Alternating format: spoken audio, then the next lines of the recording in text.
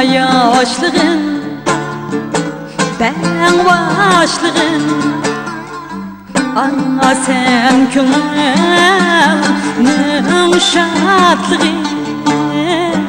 Vay sen bilen ötken ömür ey hayatımın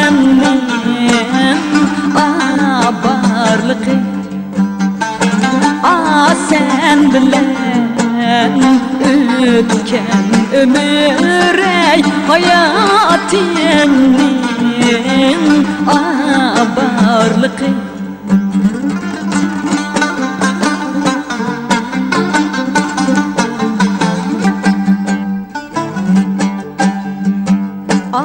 Sen beni pervaneden aşkından köydürsen,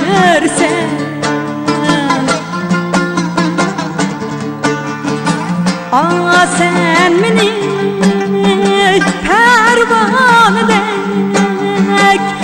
aşkından köydürsen,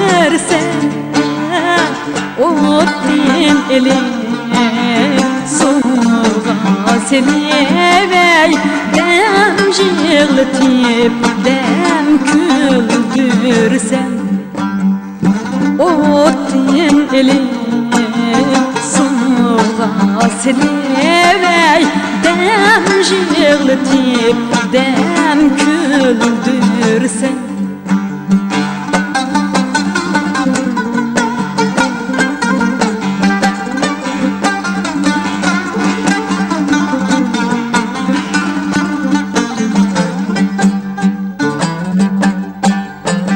Ötken ömür akkan